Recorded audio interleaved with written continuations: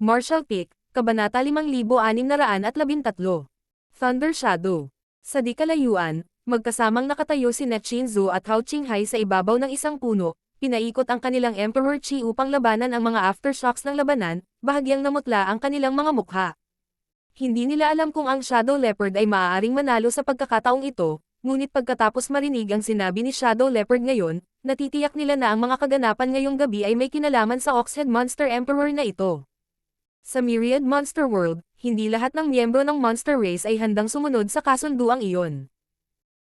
Palaging may ilang miyembro ng Monster Race na naniniwala na ang Myriad Monster World ay ang teritoryo ng Monster Race at ang lahat ng Human Race ay dapat nalipulin o maging pagkain para sa Monster Race. Gayunpaman, kahit na gusto nila, hindi nila kayang kumilos ng padalos-dalos dahil sa kasunduan.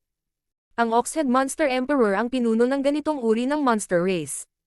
Maraming beses, nagpakita ito ng puot sa human race, lalo na sa ilang human race sect sa teritoryo nito. Ang kanilang buhay ay naging miserable, at kung minsan, ang mga disipulo ay misteryosong nawawala.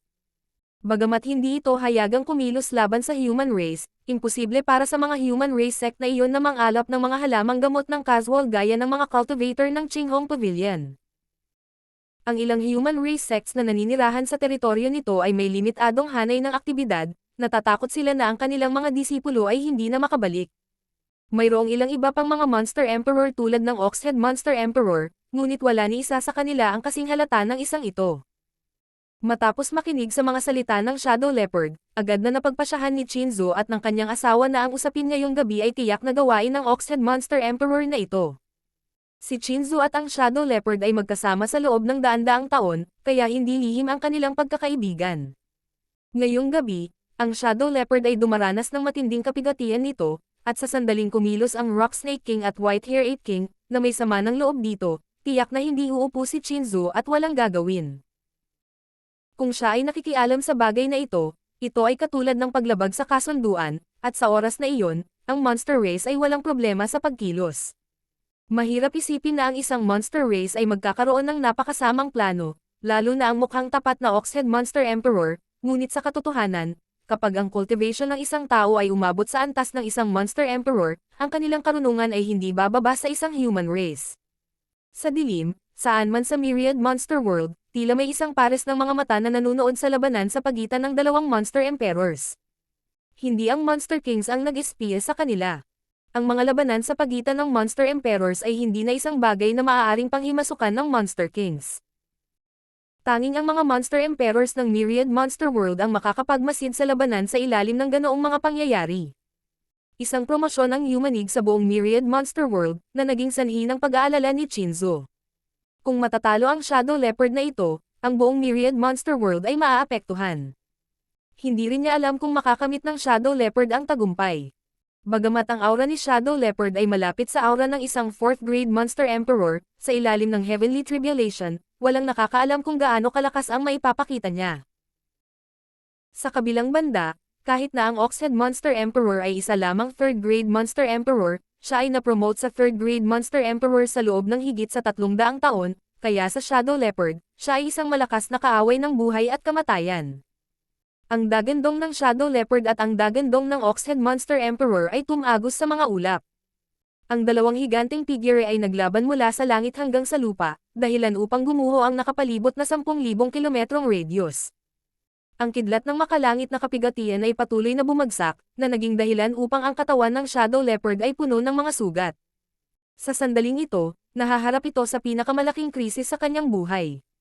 Gayunpaman, habang lumalaban ang Oxhead Monster Emperor, lalo siyang natakot. Ang kidlat ng makalangit na kapigatian ay hindi lamang tumama sa Shadow Leopard, ngunit ang natitirang kapangyarihan ng makalangit na kapigatian ay tumama din sa kanya. Bagamat isa itong 3rd grade Monster Emperor at ang natitirang kapangyarihan nitong makalangit na kapigatian ay hindi sapat para magdulot ng nakamamatay na banta dito, hindi ito maaaring maliitin. Ang mas ikinagulat nito ay hindi lamang ang aura ng Shadow Leopard ay hindi nagpakita ng anumang senyales ng pagbagsak, sa halip ay patuloy itong tumaas. Bakit hindi ka pa namatay? Ang Shadow Leopard ay umungal. Ang Oxhead Monster Emperor ay parehong natakot at nagalit, nagsisisi na sa paggamit nito ngayong araw para ipatupad ang kanyang plano na harapin ang human race. Inakala nito na ang pinakamalaking pagbabago ay ang Heaven Opening Realm Cultivators ng human race, ngunit hindi nito naisip na ang plano ay magiging ganito sa Shadow Leopard.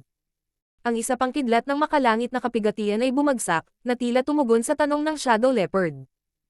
Nanlaki ang mga mata ng Oxhead Monster Emperor, dahil sa sandaling iyon, ang aura ng Shadow Leopard ay umabot na sa antas ng 4th grade Monster Emperor.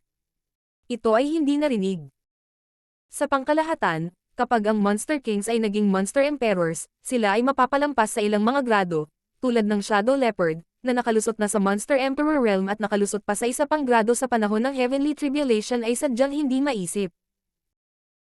Sa orihinal, silang dalawa ay 3rd grade Monster Emperors, kaya ang Oxhead Monster Emperor ay maaaring umasa sa katotohanan na sumulong siya ng ilang daang taon upang labanan ang Shadow Leopard, ngunit sa sandaling ang Shadow Leopard ay naging 4th grade Monster Emperor, alam ng Oxhead Monster Emperor na siya ay mapapahamak. Ang higit na nakapagpabagabag dito ay ang maluwalhating momentum ng buong Myriad Monster World ay tila nagtitipon patungo sa Shadow Leopard. Sa sandaling ito, ang Heavenly Tribulation nito ay hindi na mula sa pakikipaglaban sa Heavens, ngunit sa halip ay sumusunod sa World Breakdown ng Myriad Monster World. Biglang napagtanto ng Oxhead Monster Emperor na ito ang paraan ng Monster Race. Kung ito ay makakatakas sa kapahamakang ito ngayon, hindi magtatagal bago ito makalusot sa 4th grade, at sa paglipas ng panahon, ang mga nagawa nito ay hindi magiging masyadong mababa. Ngunit makakatakas kaya ito sa kapahamakang ito? Ang kakayahang maunawaan ang isang bagay na tulad nito lamang sa oras na ito ay katawa-tawa. Mabuti. Ang Shadow Leopard ay tila nabaliw, ang amber nitong mga mata ay napuno ng saya nang bigla itong umatras. Ang Oxhead Monster Emperor, na nagtitiis ng unos ng pag-atake, sa wakas ay nakahinga ng maluwag. Bagamat hindi nito alam kung bakit biglang umatras ang Shadow Leopard, sa wakas ay nakakita ito ng kislap ng pag-asa. Hingal na hingal, tumingin siya sa Shadow Leopard at magsasalita na sana ng ilang magagalang na salita nang makita niyang ibinaba ng bahagya ang katawan ng Shadow Leopard, ang makinis nitong figure ay naging mas masigla. Ang isa sa harap na paa nito ay nasa harap, at ang isa ay nasa likod nito, at ang dalawang hulihan nitong paa ay naka-arco. Ang malaking katawan ng leopardo ay tila naging isang malakas na busog. Naramdaman lang ng Oxhead Monster Emperor ang lamig mula sa kanyang buntot hanggang sa tuktok ng kanyang ulo. Masyado siyang pamilyar sa posisyon ng Shadow Leopard na ito. Ito ay isang poster na nagpakita na ang Monster Race ay naghahanda upang manghuli. Leopard Emperor, kung may sasabihin ka, sabihin mo. Ang Oxhead Monster Emperor ay wala nang pakialam sa mukha at sumigaw sa gulat. Nanatiling hindi natinag si Shadow Leopard. Harangin mo itong galaw ko at ililigtas ko ang iyong buhay. Nang matapos siyang magsalita ay biglang nagtagpo ang kidlat sa kanyang katawan at nawala sa dilim ang kidlat na leopardo. Ang Oxhead Monster Emperor, gayunpaman, ay hindi nakadama ng kahit katiting na kagalakan, naramdaman lamang ang aura ng kamatayan na papalapit sa kanya. Nang matitigan ng pares ng mga mata ng hayop, nanigas ang buong katawan niya. Habang bumababa ang kidlat, muling lumitaw ang figure ng Shadow Leopard.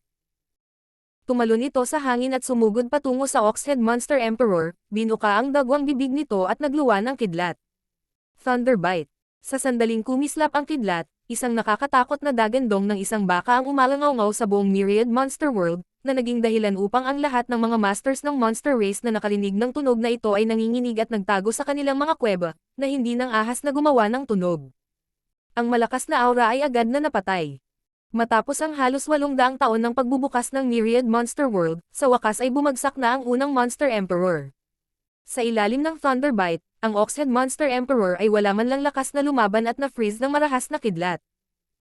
Kinagat ng Shadow Leopard ang leeg nito, inilabas ang core nito, at nilamon ito ng buo. Ang core ng isang 3rd grade Monster Emperor ay isang mahusay na suplemento para dito. Ang kapangyarihan ng Heavenly Tribulation ay tila naging mas marahas habang siyam na makapal na haligi ng kidlat ay bumagsak sa bilis ng kidlat. Ang tuktok ng bundok kung saan nakatayo ang Shadow Leopard ay direktang nahati sa isang lambak. Tila saglit lang, ngunit parang lumipas na ang mga taon, nagtipon pa rin ang umuugong mga ulap ng kapigatian sa langit, ngunit wala ng kidlat ng kapigatian ang bumagsak. Sa loob ng lambak ng bundok, kinaladkad ng Shadow Leopard ang kanyang sirang katawan pataas at umungol patungo sa langit. Ang Heavenly Tribulation na ulap ay umatras. Sa kawalan, lumitaw ang figure ng isang masiglang anino na leopardo. Ang figurang ito ay matingkad at parang buhay, tulad ng Shadow Leopard, wala kahit isang hibla ng buhok sa katawan nito ang nawawala. Sa buong Myriad Monster World, human race man o monster race, hanggat tumangala ang isa, malinaw nilang makikita ang walang katulad na figurang ito. Nag-buzz ang World Great daw at ang buong mundo ay tila na puno ng kagalakan.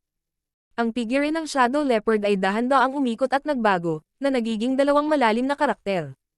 Ang mga karakter na ito ay hindi kabilang sa human race, at hindi rin sila kabilang sa monster race. Sila ang ebolusyon ng Heavenly Daw at kumakatawan sa Heavenly Daw, para maunawaan ng lahat ang kahulugan ng dalawang karakter na ito. Thunder Shadow. Naunawaan ng bilyon-bilyong buhay na nilalang ng Myriad Monster World na mula ngayon, ang mundong ito ay magkakaroon ng bagong Great Emperor na kinikilala ng World Great Daw, at Thunder Shadow ang titulo nito. Nagulat ang human race at nasasabik ang monster race. Ang mga salitang Great Emperor ay ipinasa mula sa human race, ngunit sa loob ng maraming taon sa Myriad Monster World, maraming tao ang nakalusot upang maging Monster Emperor, ngunit hindi kailanman nagkaroon ng Great Emperor. Sa orihinal, maaaring magkaiba ang monster race at human race, ngunit ang Heavenly Daw ng panahong ito ay mas pinaburan ang human race. Ang monster race ay ang paboritong anak ng langit at lupa sa huling panahon, at sa paglipas ng panahon, malamang na mahirap gumawa ng isang Great Emperor. Gayunpaman, ang pagsilang ng Thunder Shadow Great Emperor ay nagbigay ng pag-asa sa monster race. Tila, hindi pinutol ng langit at lupa ang kanilang pag-asa na maging isang Great Emperor.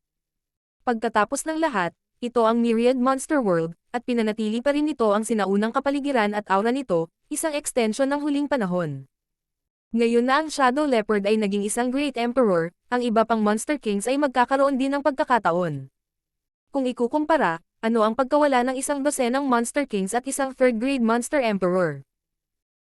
Sa orihinal, ang pagganap ni Shadow Leopard ay nag-alala sa maraming veteranong Monster Emperors, at nagplano silang maghintay na matapos ang bagay na ito bago magsanib puwersa para ipilit siya upang hindi niya basta-basta patayin ang monster race sa hinaharap. Ngunit ngayon, bilang nag-iisang Great Emperor ng Myriad Monster World, dapat silang magpasalamat kung ang Shadow Leopard ay hindi makatagpo ng problema sa kanila, kaya paano sila maglalakas loob na magpakita sa kanyang harapan. Ang taong ito ay pumapatay at kumakain hanggang sa puntong ito. Kung isang araw ay magiging masama sila sa paningin niya, ang pagpatay sa ilang Monster Emperors para mapangalagaan ang katawan nito ay hindi isang malaking bagay. Sa isang iglap, ang dalawang komplikadong karakter ay nagbago sa isang stream ng liwanag at ibinuhos sa katawan ng Shadow Leopard, na binansagan ang kanilang mga sarili sa kaluluwa nito. Ang pagtanggap ng pagkilala ng World Great Daw ng Myriad Monster World at pagkuha ng titulo nito, ang aura ng Shadow Leopard, na nasa bingit ng kamatayan, ay biglang nagsimulang mag-alab na parang mainit na langis. Mula sa lahat ng direksyon, ang World Force ay nagtipon patungo dito tulad ng isang pagtaas ng tubig, at ang bagbog na katawan nito ay tila pinalusog ng husto. Hindi na umagos ang dugo, at unti-unting nagsara ang mga sugat nito.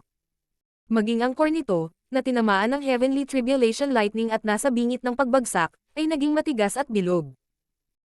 Ang kanyang aura ay mabilis na lumaki at ang kanyang orihinal na 4th grade na aura ay talagang tumaas sa 5th grade sa napakaikling panahon bago dahan-daang huminto. Ito ay isang regalo mula sa World Great Daw, at mas inilalarawan nito ang pagmamahal ng mundo para dito. Hindi mabilang na mga nabubuhay na nilalang ang natulala, ngunit hindi rin nila maiwasang mainggit.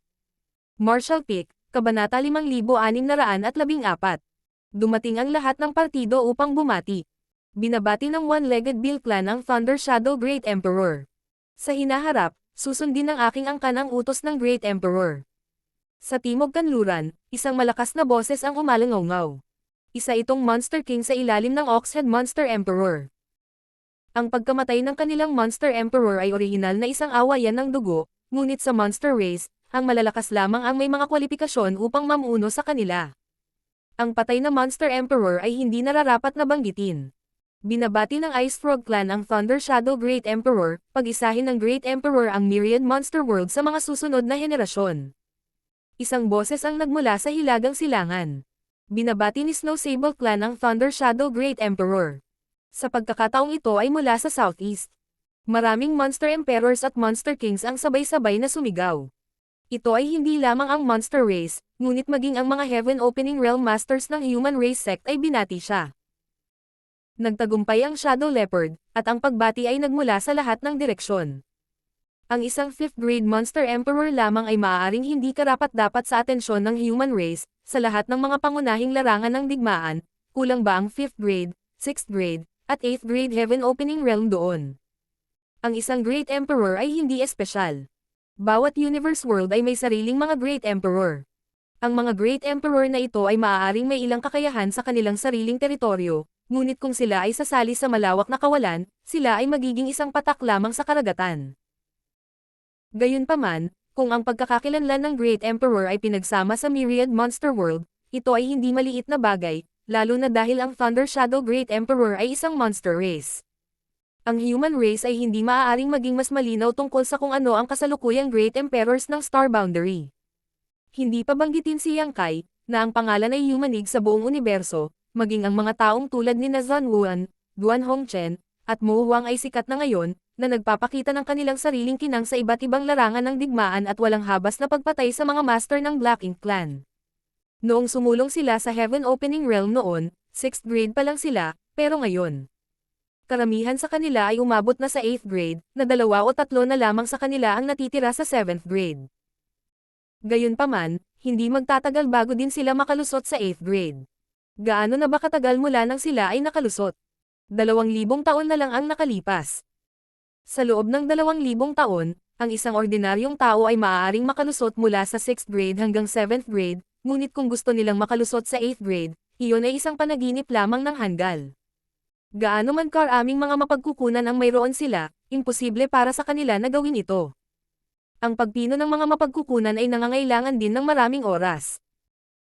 Ang kanilang pinagkatiwalaan ay ang pangalan ng Great Emperor, at ang World Tree Clone ng Star Boundary ay lubos na nabawasan ang kanilang oras sa paglilinang, na nagpapahintulot sa mga Great Emperor na ito mula sa Star Boundary na lumikha ng sunod-sunod na himala.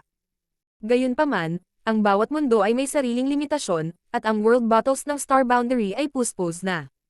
Ang posisyon ng Great Emperor ay isang hukay, at sa buhay ng kasalukuyang Great Emperor, imposibleng mas marami pang Great Emperor ang ipanganak. Marahil ang kapasidad ng Star Boundary sa hinaharap ay patuloy na tataas, ngunit ito ay magtatagal upang makaipon ng sapat na enerhiya upang makipagkompetensya. Sa simula, ang Star Boundary ay maaari lamang tumanggap ng 10 Great Emperor, ngunit hindi ito tumaas sa 12 pwesto. At ngayon, bilang karagdagan sa Star Boundary, mayroon pang Myriad Monster World. Ngayon, ipinanganak ng Myriad Monster World ang kauna-unahang Great Emperor at mula ito sa Monster Race, ngunit kahit sino pa ito, ang Thunder Shadow Great Emperor na ito ay tiyak na lalago sa bilis na hindi magagawa ng mga ordinaryong tao. Kung umasa ito sa Heaven Opening Realm method ng human race para sumulong, ang limitasyon ng 5th grade ay magiging 7th grade lang, ngunit umasa ito sa ancient technique ng monster race para pinuhin ang sarili nitong core para umasenso, na nagpapahintulot dito na maging isang 8th grade o kahit 9th grade ng Monster Emperor. Kung talagang naging 9th grade Monster Emperor ito, na may lakas ng monster race, marahil ay hindi maraming 9th grade Heaven Opening Realm ang magiging kalaban nito. Ang gayong sumisikat na bituin, paanong ang sinumang sangkatauhan ay hindi maglakas-loob na seryosohin ito. Hindi banggitin, dahil ito ang nag-iisang Monster Great Emperor sa Myriad Monster World, ang buong Universe World ay teritoryo nito. Sa hinaharap, kung gusto nilang mamuhay sa ilalim ng ilong nito, natural na kailangan nilang umasa dito. Sa ilang sandali, maraming tao ang nakatutok sa Qinghong Pavilion. Alam ng maraming tao ang tungkol sa malapit na relasyon sa pagitan ng Monster Great Emperor na ito at ng isang babae mula sa Qinghong Pavilion. Ang monster race ay hindi madaling pakisamahan, ngunit paanong ang human race ay hindi magiging. Kung magagamit nila ang Qinghong Pavilion para magkaroon ng relasyon sa Thunder Shadow Great Emperor, ito ay magiging lubhang kapakipakinabang sa pag-unlad ng kanilang sect. Sa kasalukuyan, ang mga magtatatag ng kanilang mga sekta sa Myriad Monster World ay pawang maliliit at katamtamang laki ng puwersa. Ang malalaking puwersang iyon ay matagal nang nanirahan sa Star Boundary, at sa laki ng maliliit at katamtamang puwersang ito, sila ay nakatadhana na hindi maglakas loob na baliwalain ang impluwensya ng isang Great Emperor. Ang gabing ito ay nakatakdang maging isang gabing walang tulog, kaya ang iba't ibang puwersa ay mabilis na nagsimulang gumawa ng mga plano upang makipag-ugnayan sa Qinghong Pavilion. Sa loob ng ilang panahon, ang orihinal na hindi gaanong mahalaga na Qinghong Pavilion ay naging sentro ng atensyon sa Myriad Monster World. Pinuno ng mga bituin at buwan ang kalangitan habang nagkalat ang mga ulap. Ang Heavenly Tribulation ay lumipas na, at ang Heavenly Tribulation Clouds ay nagkalat, ngunit ang bagong promote na Thunder Shadow Great Emperor ay nakatulog ng mahimbing. Napagod siya sa mga laban ngayong gabi, hindi pa banggitin ang paglaban sa kapangyarihan ng Heavenly Tribulation. Bagamat naging 5th grade Monster Emperor na ito ngayon, pagod pa rin ang isip nito. Dalawang figure ang lumipad, si Shinzu at ang kanyang asawa, na kanina pa nakapansin dito, ang nakarinig ng mahinang hilik nito mula sa malayo. Agad na tumigil ang mag-asawa at nagkatinginan, hindi alam kung matatawa o maiiyak. Sa sandaling ito nang ang Myriad Monster World ay sumasailalim sa isang nakakapang-inig na pagbabago, si Shadow Leopard, ang pasimuno ng lahat ng ito, ay talagang nagtatamasa ng isang pambihirang sandali ng kapayapaan. Asawa, dapat kang bumalik muna, huwag hayaang mag-alala si Shuwanger at ang pavilion. Bulong ni Shinzo. Mananatili ako sa likod para bantayan ito. Tumango si Hao Qinghai. Mabuti. Walang kailangang sabihin. Maganda ang relasyon ni Shadow Leopard sa kanyang asawa, at ngayong naging Great Emperor na siya, walang sino man sa buong Myriad Monster World ang maaaring makapinsala sa kanyang asawa. Pagkaalis ni Hao Qinghai, lumakad si Shinzo at umupo sa tabi ng Shadow Leopard, marahang hinahaplos ang malambot na balahibo nito. Hindi niya maiwasang isipin ang unang pagkakataon na nakita niya ito daan-daang taon na ang nakalilipas, kailan niya naisip na ang munting brat na ito ay magkakaroon ng napakagandang kinabukasan. Kailangan din niyang magmadali at makapasok sa Heaven Opening Realm, hindi siya masyadong maiwan. Kung tungkol sa kasunduan sa pagitan ng dalawang lahi, hindi na kailangang mag-alala ng labis tungkol dito ngayon. Ang Oxhead Monster Emperor ay namatay, kaya ang kanyang pakana ay natural na walang kabuluhan. Bukod dito, ang Shadow Leopard ay naging isang Great Emperor, kaya hanggat handa siyang panatilihin ito, ang alyansa na orihinal na isang pandiwang kasunduan ay mahigpit na ipapatupad. Walang human race o monster race ang nangahas na suwayan ang isang Great Emperor ng Myriad Monster World sa oras na ito. Ang Shadow Leopard, sa kabilang banda, ay hindi kailanman nagpakita ng anumang puot sa human race sa mga nakaraang taon. Sa katunayan, maraming beses, binuksan pa niya ang kanyang mga pintuan sa mga disipulo ng Qinghong Pavilion at pinahintulutan silang malayang pumasok sa kanyang teritoryo upang mangolekta ng mga halamang gamot. Ang monster race sa kanyang teritoryo ay hindi kailanman nakapinsala sa human race dati. Nagpatuloy ang mahinang hilik ng Shadow Leopard habang bahagyang inaayos ang posisyon nito. Bigla itong nagmulat ng mata at tumangala sa langit, ngunit wala doon. Anong mali? Tanong ni Shinzo. Wala lang. Casual na sagot ni Shadow Leopard, bakas ng pagdududa ang makikita sa kanyang mga mata.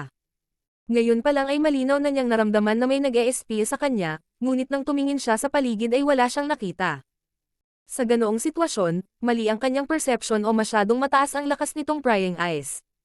Ito ay isang monster beasts na may sobrang matalas na pandama, kaya natural na hindi ito ang dating.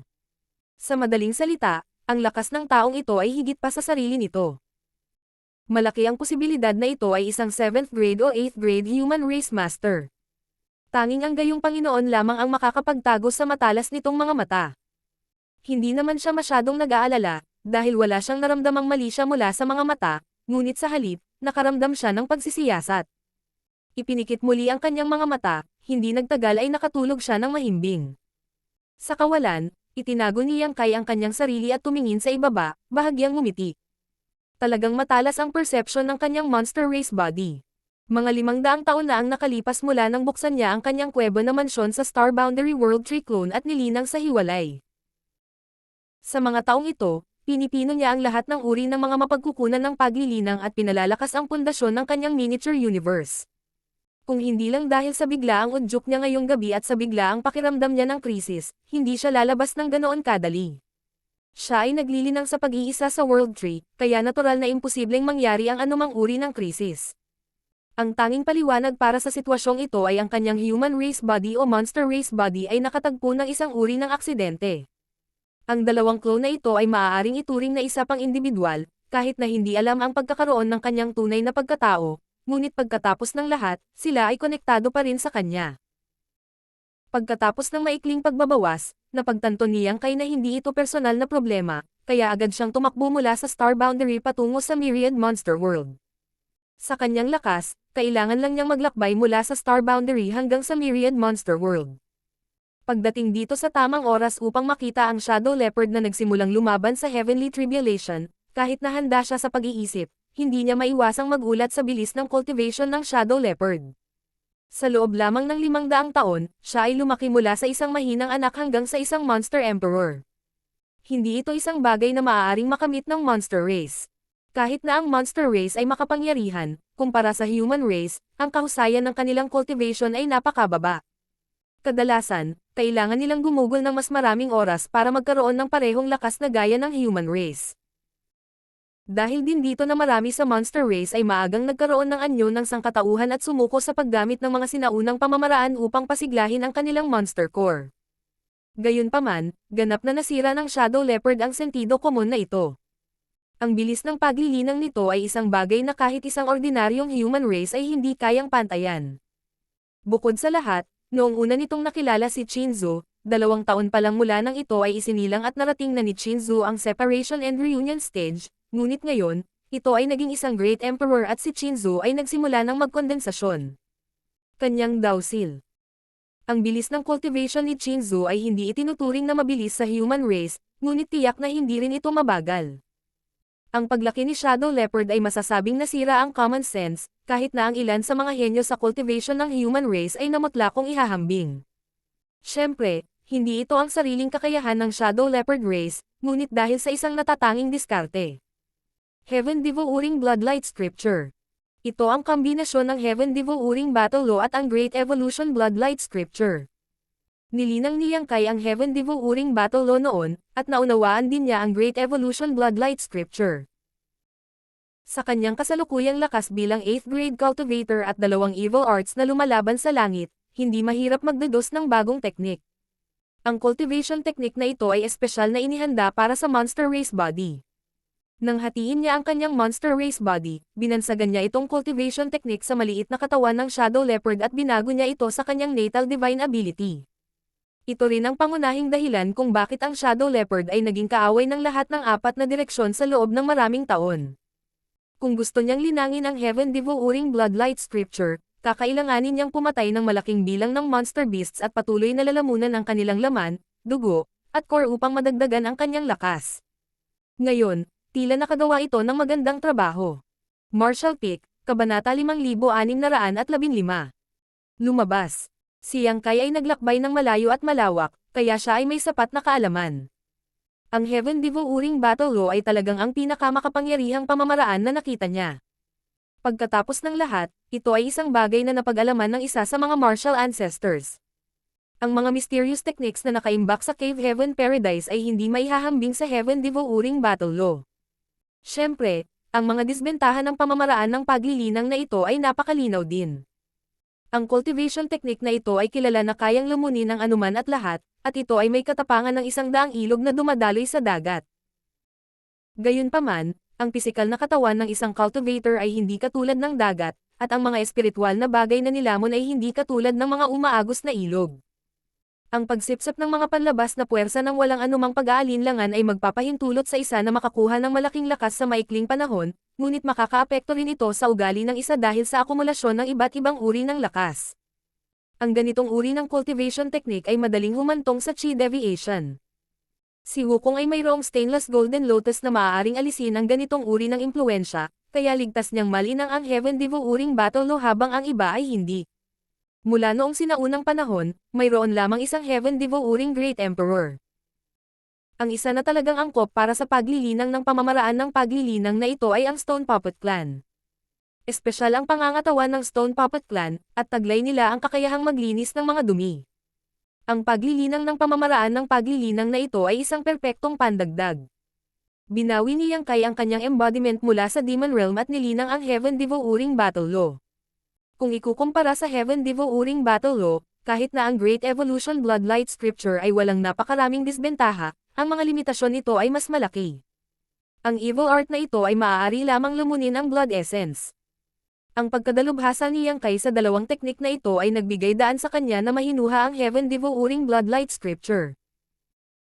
Sa mga tuntunin ng kalaliman, ang diskarteng ito ay maaaring hindi maihahambing sa alinman sa Heaven Devouring Battle Law o ang Great Evolution Bloodlight Scripture, ngunit ito ay tiyak na pinakaangkop para sa kanyang monster race body.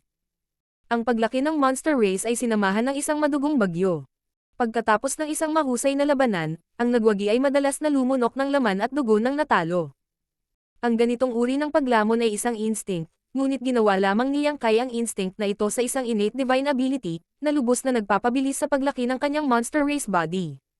Dahil kinain lamang nito ang kapangyarihan ng laman at core ng monster race, ang mga kakulangan nito ay hindi kasing laki ng Heaven Devouring Battle Law.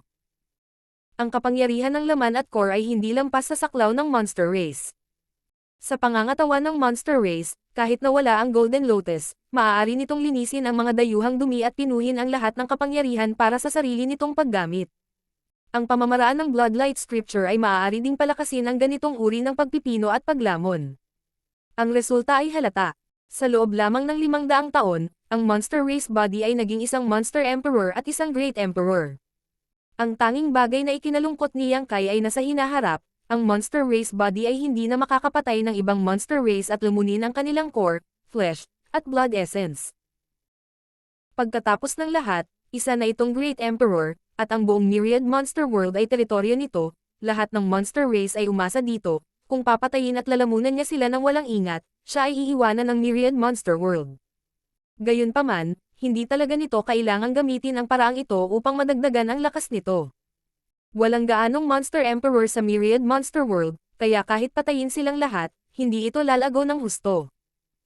Sa kasalukuyan, siya ang nag-iisang Great Emperor sa Myriad Monster World, kaya madali niyang mahiram ang kapangyarihan ng mundo at masasabing lahat ng puwersa sa Myriad Monster World ay magagamit para sa kanya, walang iba. Maliban na lang kung mayroong pangalawang Great Emperor, tiyak na maaabot niya ang 6th grade, 7th grade, at 8th grade sa napakabilis na bilis. Ang bilis ng paglaki nito ay tiyak na mas mabilis kaysa kay Zhan Wuan at sa iba pa. Sa kabilang banda, ang human race body ay mayroong World Tree clone sa kanyang miniature universe, habang sa kabilang banda, ang monster race body ay mayroong Great Emperor body. Bagamat walang miniature universe, magagamit pa rin niya ang kapangyarihan ng World Tree clone upang linangin ang kanyang dalawang clone. Walang hinihintay na oras, bagamat balanse pa rin ang sitwasyon sa pagitan ng dalawang lahi dahil sa kasunduang pangkapayapaan. Maliban sa 6 na Great Territory na nanatili sa kanilang orihinal na estado. Ni ang 8th grade o ang Territory Lord ay hindi nakialam sa digmaan, ngunit walang nakakaalam kung kailan masisira ang balanseng ito. Sa pagbibilang ng oras, halos 1,000 taon na ang nakalipas mula nang umalis ang mga hukbo ng human race sa Spatial Territory. Sa loob ng 1,000 taon na ito, ang human race ay gumawa ng maraming natatanging talento, at gayon din ang Black Ink Clan. Kahit na si Yang Kai ay palaging naglilinang sa pag-iisa sa World Tree, hindi ito nangangahulugan na hindi niya binigyang pansin ang labas ng mundo. Siya ang Great Emperor ng Star Boundary, at sa isang pag-iisip, hindi makatakas sa kanyang mga mata ang mga bagay ng buong Star Boundary. Maraming piraso ng impormasyon ang ipinadala pabalik mula sa harapang linya ng larangan ng digmaan. Sa nakalipas na ilang taon, ang human race ay gumawa ng maraming sumisikat na bituin na nagpakita ng kanilang kinang sa iba't ibang larangan ng digmaan. Marami ring inaabangan ng mga juniors ng human race na namatay sa larangan ng digmaan, ang kanilang mga bangkay ay ganap na nawasak.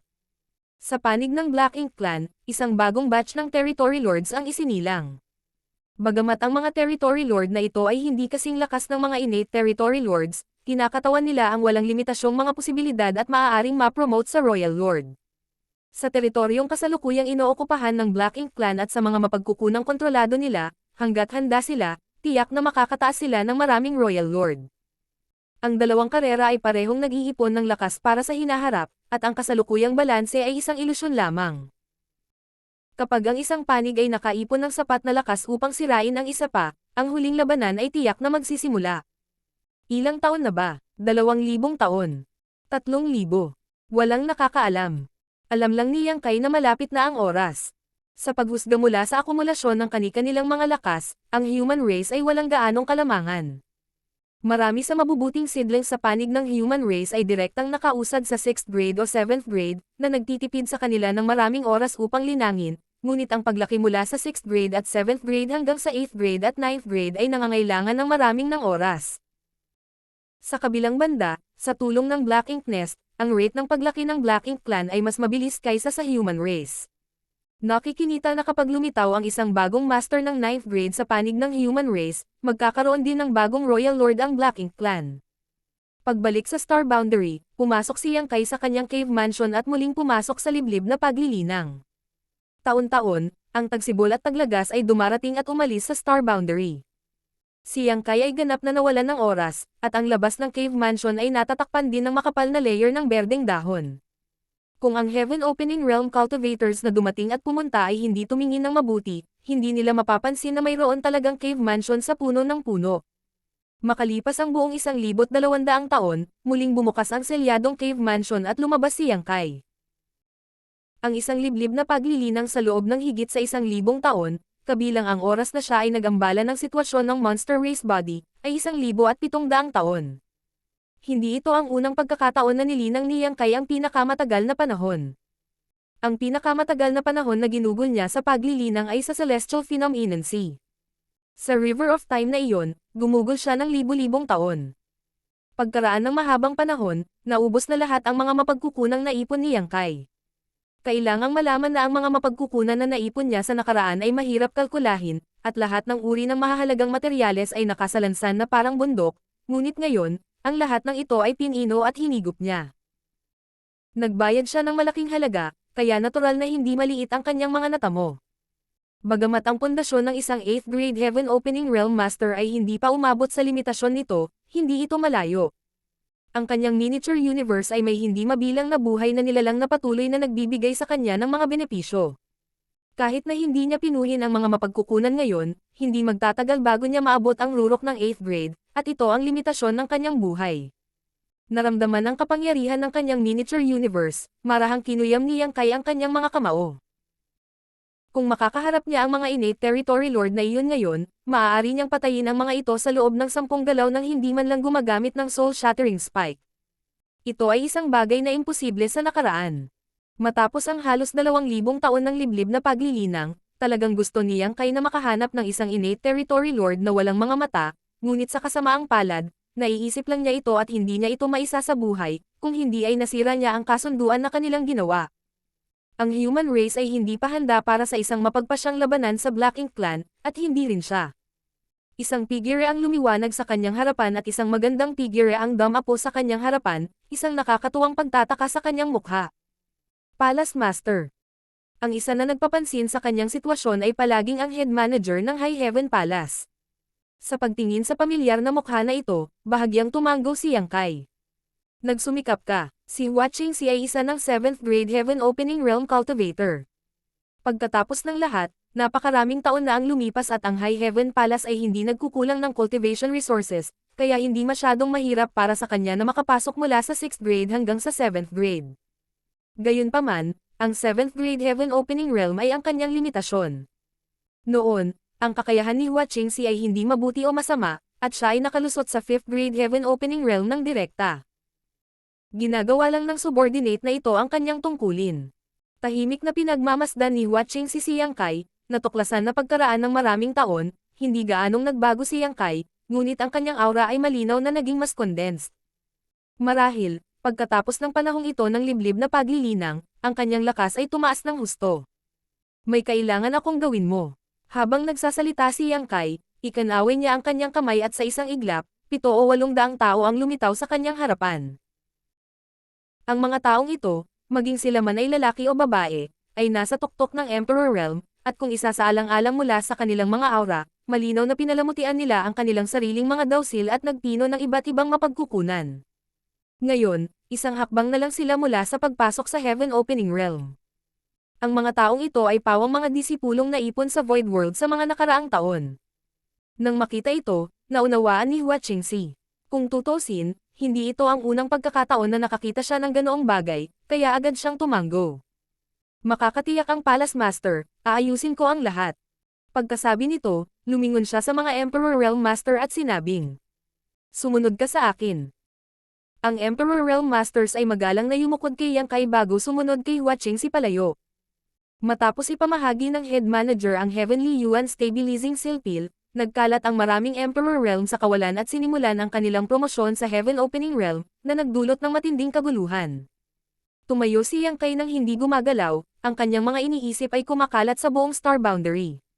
Sa isang iglap, ang libu-libong mga pag-iisip at pag-uusap ng buong Star Boundary ay natipon sa kanyang mga tainga. Gamit ang komunikasyon sa pagitan ng Star Boundary Cultivator, mabilis na naunawaan ni Yang Kai ang sitwasyon ng iba't ibang Great Territory Battlefields. Sa pangkalahatan, pinananatili pa rin ang kasunduan sa pagitan ng dalawang lahi, at tila ito ay magpapatuloy sa mahabang panahon. Maliban sa 6 na Great Territory Battlefields na nagpapanatili ng orihinal nitong estado, ang Territory Lords at ang 8th Grade Heaven Opening Realm Masters ay pinanatili ang kanilang pagpigil. Gayunpaman, kakaunti na ngayon ang mga ordinaryong sundalo sa 6 na Great Territory Battlefields, na karaniwang mga lugar kung saan naglaban ang Territory Lord at ang 8th Grade Heaven Opening Realm Masters. Ang Black Ink Clan ay gumawa ng maraming Territory Lords, at ang Human Race ay gumawa din ng maraming bagong 8th Grade Masters, na lahat ay ibinuhos sa 6 na Great Territory Battlefields na nagpapanatili ng kanilang orihinal na estado. Ang magkabilang panig ay naglalayon na pahinain ang puwersa ng isa at patayin ang mga Panginoon ng isa, kaya masasabing ang intensity ng mga labanan sa 6 na Great Territory Battlefields ay higit pa kaysa sa iba pang mga lugar. Paminsan-minsan, babagsak ang 8th Grade at Territory Lord, na magreresulta sa isang trahedya na eksena. Pagkatapos ng 1,700 taon ng liblib na paglilinang, si Yang Kai ay naging medyo hindi mapakali. Hindi banggitin, binalak na niyang maghanap ng mga bakas ng World Primordial Light pagkatapos ng pag-urong na ito. Kung tutusin, ito lang ang alam niyang paraan para tuluyang sirain si Mo, kaya pagkatapos mag-compile ng ilang impormasyon, kumailan lang siya sa langit at mabilis na umalis sa High Heaven Territory. Martial Peak, Kabanata 5616. Isang suntok para sa isang bata. Matapos ang halos 2,000 taon ng kaguluhan sa Asher Sun Territory, nagbago ang sitwasyon ng buong teritoryo. Sa orihinal, sa Asher Sun Territory, ang Human Race at ang Black Ink Clan armies ay walang tigil na lumaban, malaki at maliliit na laban na hindi tumitigil, ngunit sa paglipas ng panahon, naging bihira ang mga ganitong labanan. Ang lugar na ito ay naging isang larangan ng digmaan sa pagitan ng mga master ng dalawang lahi. Ang mga ordinaryong sundalo ng Human Race at ang mga sundalo ng Black Ink Clan ay matagal nang umatras mula sa dakilang domain na ito, ang mahihina ay walang karapatang lumahok sa paghaharap sa pagitan ng malalakas. Ngayon, ang mga naglakas loob na manatiling aktibo sa Great Territory na ito ay hindi bababa sa mga Feudal Lord Masters mula sa Black Ink Clan, at marami sa Human Race 7th Grade Heaven Opening Realm ang nagpunta rito upang humingi ng stimulation at lagpasan ang kanilang mga tanikala. Halos sa bawat sandali, sa bawat sulok ng Great Territory na ito, may ingay na nag-aaway ang mga amo ng dalawang lahi. Ang tunog ay napakalakas at madalas ay maririnig mula sa malayo. Bukod dito, ang ganitong uri ng paghaharap ay hindi magtatagal, at pagkatapos makakuha ng ilang mga benepisyo ang isang panig, agad silang atres, baka makaakit sila ng mga pampalakas mula sa kabilang panig. Ang tahimik na kawalan ay parang isang natutulog na hayop na biglang madyay gising at lalamunan ang mga amo ng dalawang lahi. Isang figure ang casual na lumakad sa kawalan. Bagamat siya ay nag-iisa, siya ay kalmado at kalmado. Ang ganitong mapanganib na larangan ng digmaan ay parang sarili niyang likod bahay. Ang kanyang divine sense ay maingat na nagwalas sa bawat pulgada ng kawalan, na para bang may hinahanap siya, ngunit wala siyang mahanap, na naging dahilan upang magmukha siyang walang magawa. Sa ilang mga punto, 3 higanteng itim na ulap ng tinte ay nabuo ng isang tatsulok at pinalibutan siya. Gayunpaman, tila hindi napansin ng lalaki at nagpatuloy sa paglilibot. Pagdating niya sa gitna ng 3 itim na ulap ng tinte, 3 figure ang biglang lumitaw mula sa kanila, bawat isa sa kanila ay naglalabas ng malakas na aura, lahat sila ay malinaw na nasa Territory Lord.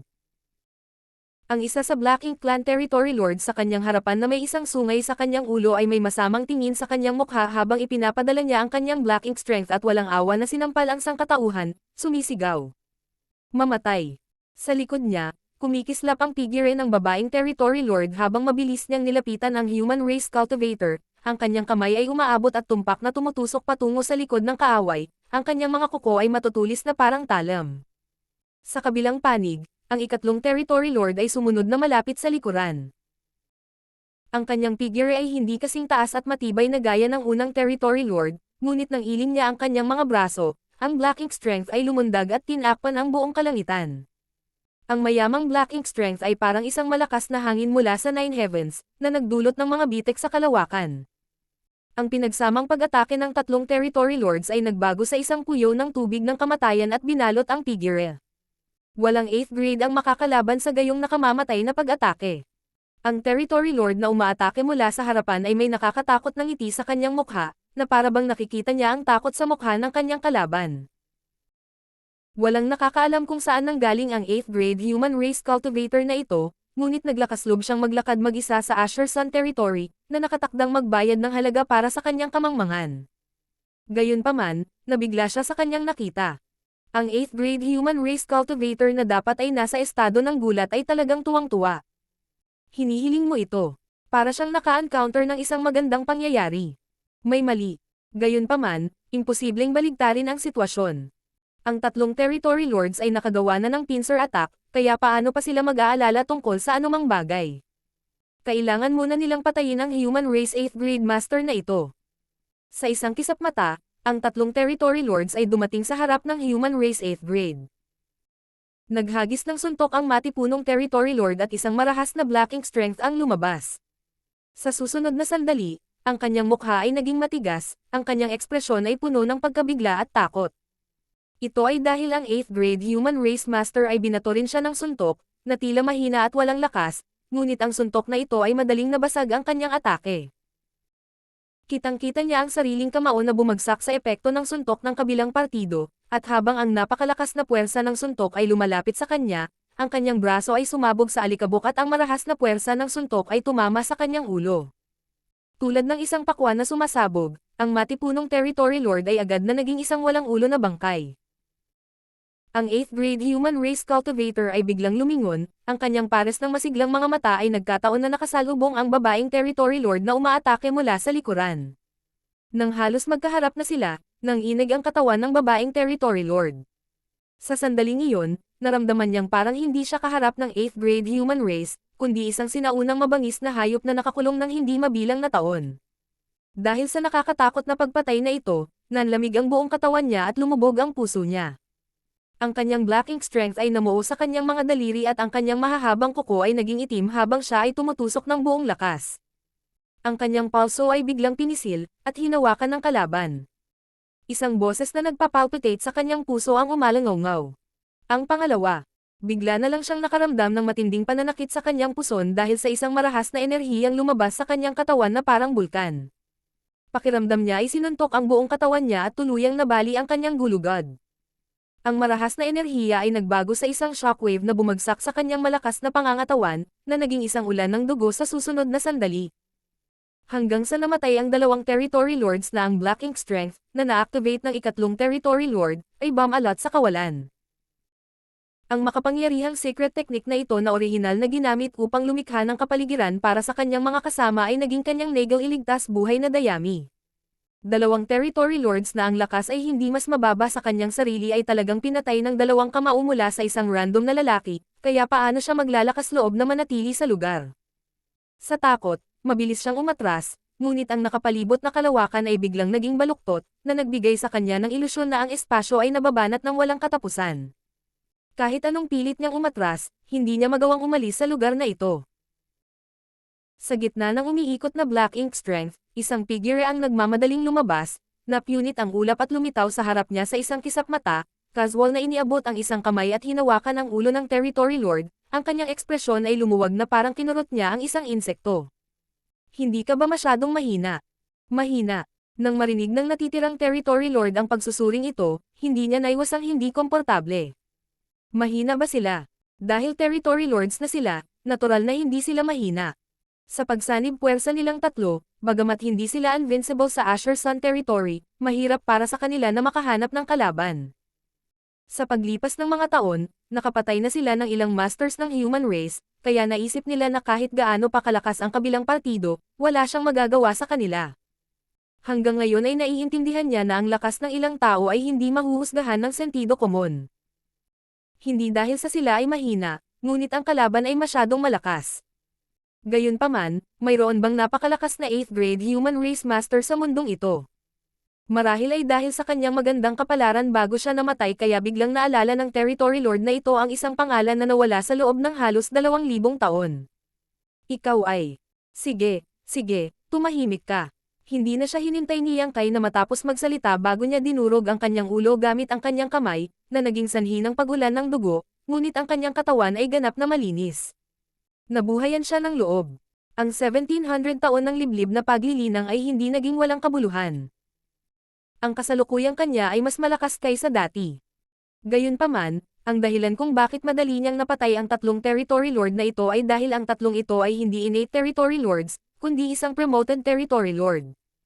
Noong nasa Black Ink battlefield siya, alam na niya na sa ilalim ng normal na mga pangyayari, ang lakas ng territory lord ay bahagyang mas mahina kaysa sa isang 8th grade, ngunit ito ay kadalasan dahil ang 8th grade ng human race ay nakaipon ng mas maraming lakas. Marami na siyang napatay na innate territory lords dati, lalo pa itong mga bagong promote na promoted territory lords.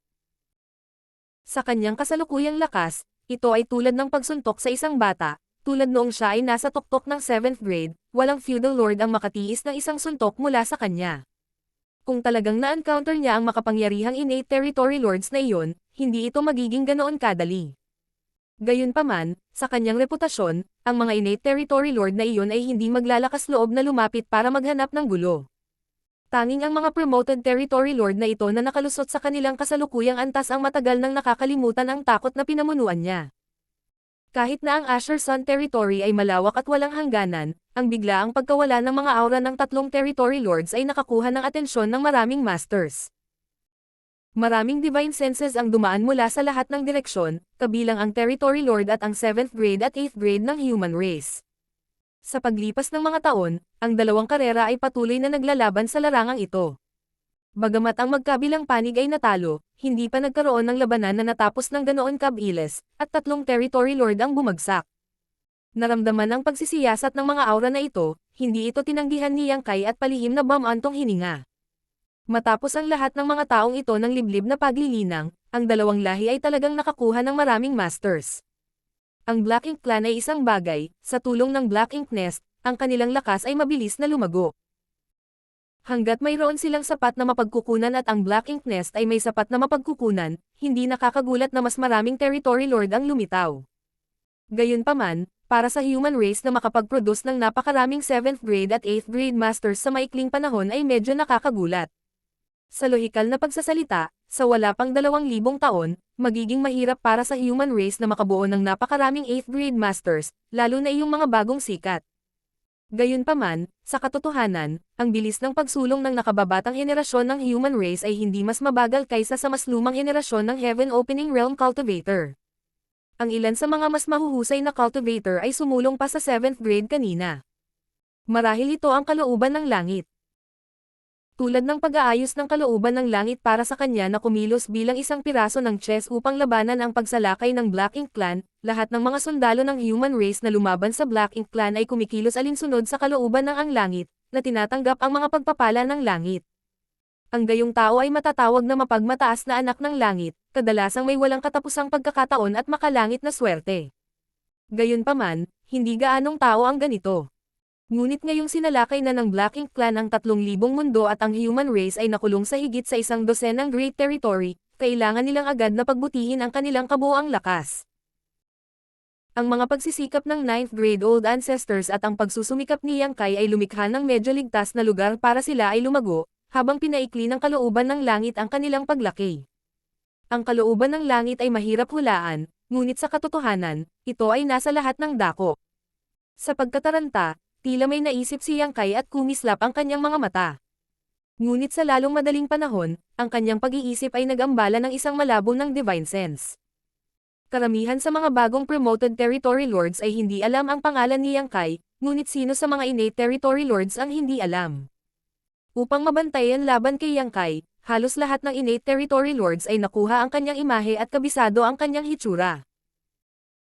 Pagkaraan ng 1,700 taon, ang mga master ng Black Ink clan ay unti-unting kumawala mula sa anino na ibinato ni Yang Kai sa kanila, at ayon sa katalinuhan na ipinadala ng Black Ink disciple, ang taong ito ay dapat na naglilinang sa pag-iisa sa Star Boundary. Walang umasa na bigla siyang lilito sa Asher Sun territory at ipahayag ang kanyang pagbabalik sa pamamagitan ng pagpatay sa 3 territory lords.